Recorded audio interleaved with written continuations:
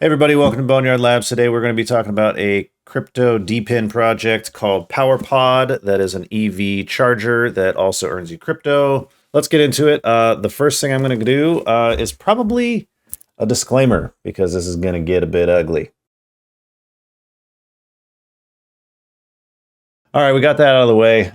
This is more of a testimony. This is just kind of a long form video that I'm just going to ramble on about to give you some insight as to what this project is about and my experience with it.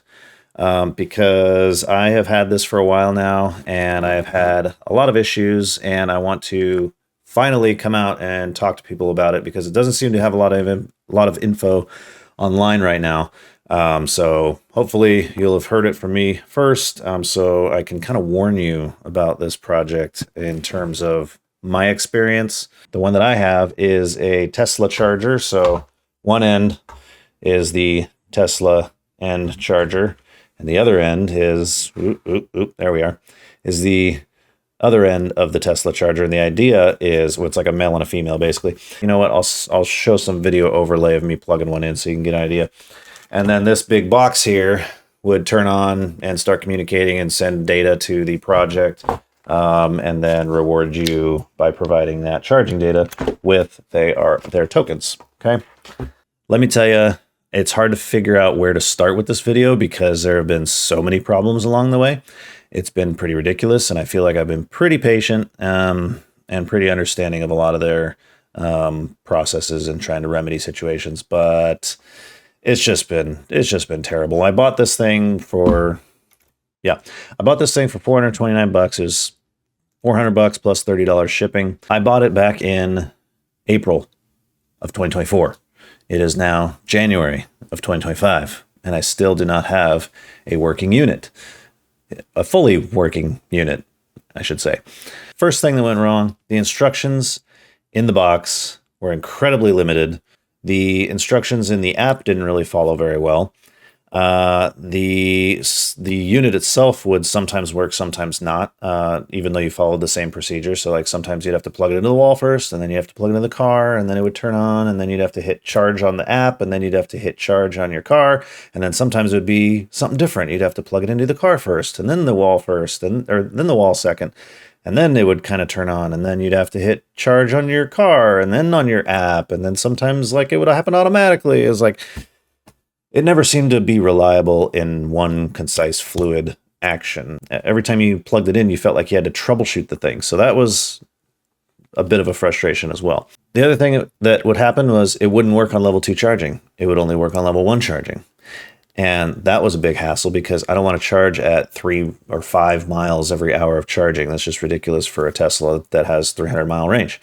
And so I sent them back the unit at their request, and they did an exchange program for me. They said, let's swap it out. Open up the box.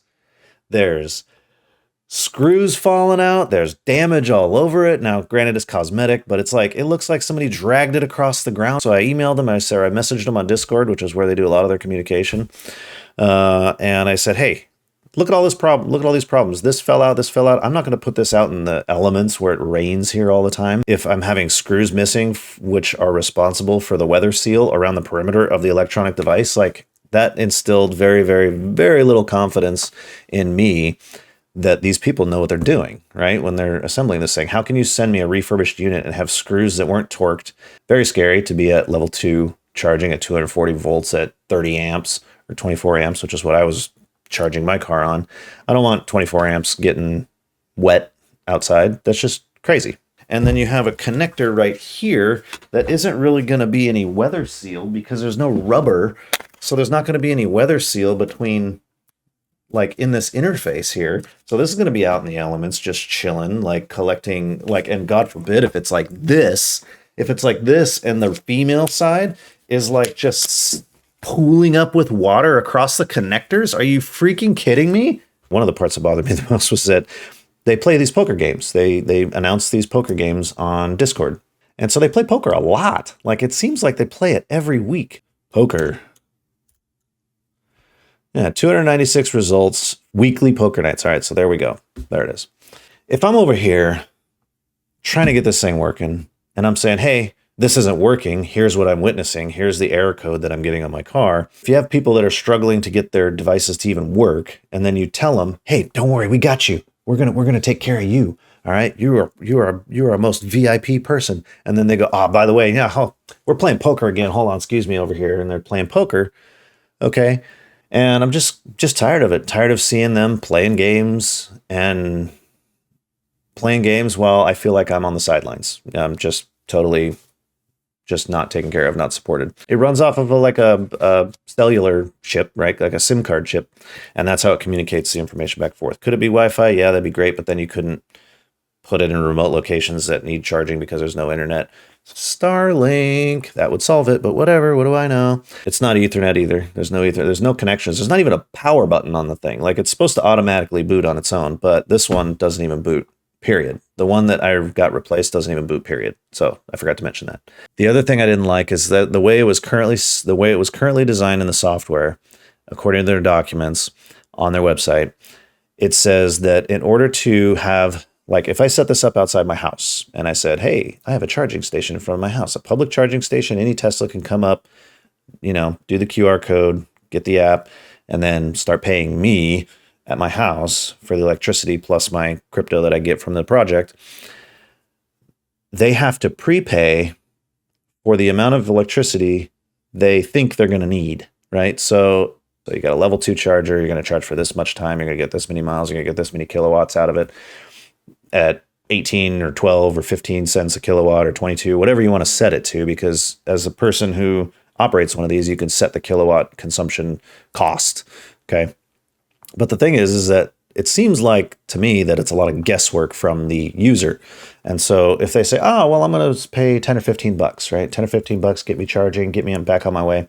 The way it works is if you guess wrong and you only need $4 worth of charging and you paid like 15, you can't get that back. It's not like a refundable difference. Like if you only pay for what you consume, it's like, hey, try to figure out how much money you're going to spend on this charging station and then prepay that and then start charging. And then whatever you don't use, sorry, Charlie, you lost your money.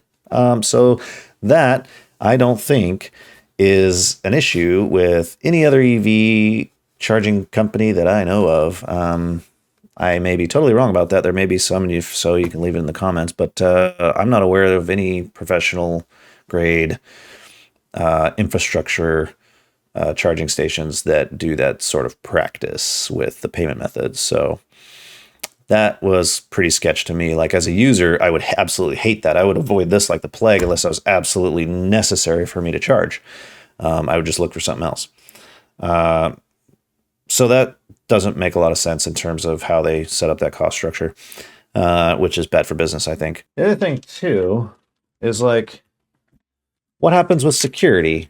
Like, okay, maybe there's other places in the world that have less crime rate, but in America, our crime rate kind of sucks. And so this came with it, which is a little, security cable. This isn't going to cut it. This isn't going to prevent somebody from just disconnecting the whole thing and walking away with it. Whether or not they actually are able to utilize it after they steal it is, up for debate or whatever.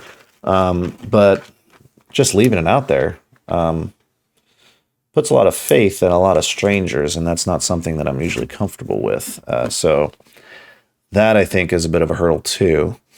So it's just, there's just so much wrong with it. But the token's not released yet. Right now you collect PowerPoints or PPT right now, which I only have like 880 or something because I was charging for a short period of time on level 1 until I got tired of the whole thing and just stopped charging because it's not even worth it.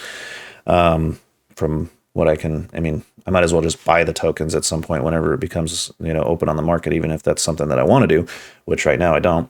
If I could, I would short it. If I wanted to play devil's advocate, I could say, well, it's a new project. They're still developing their software and their firmware and their hardware and stuff. And so like, it's going to take some time before it really works and catches on and stuff. But I just don't get that vibe from these guys whatsoever.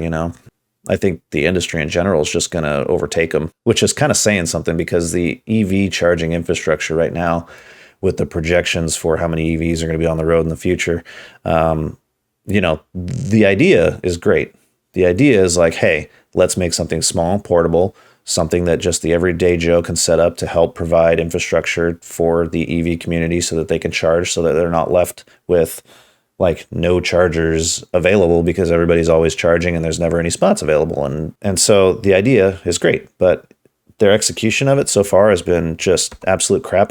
I don't see a pathway to their success at the moment, even with, you know, just trying to get mine to work. It's just like, what are you guys doing? You know, like that's kind of the overall feeling I'm getting. I'm like, what are you guys doing? Like if I was running the show, I'd say, okay, like what are we doing wrong? Where are our deficiencies? How can we improve? If we can't improve, who's messing up? Who's the guy that like threw this stuff together and gave it to a customer half scratched up, screws missing, seals broken? If you don't know how to tighten a screw and tighten all the screws and tighten them evenly and make sure the weather seal is good, like if you don't know how to do basic hand tool function, like you need some retraining or you need to get a new job flipping some burgers, buddy, or something, because this is just like, this is basic stuff. And that's just telling. I mean, I think that that's a sign of bigger problems. I don't know. That's just my sentiment about it. So hopefully this big long rant gives you some insight about whether or not you want to pursue it, and maybe you want to YOLO in and just say screw it and throw money at it just like I did and hold on and have more patience than I do. And hey, maybe you'll be more prosperous than I was. So if you guys like the video, feel free to like and subscribe. Hey, if a like will go a long way, and we'll see you next time, hopefully with good news on a different project. Until next time, see you guys. Happy mining.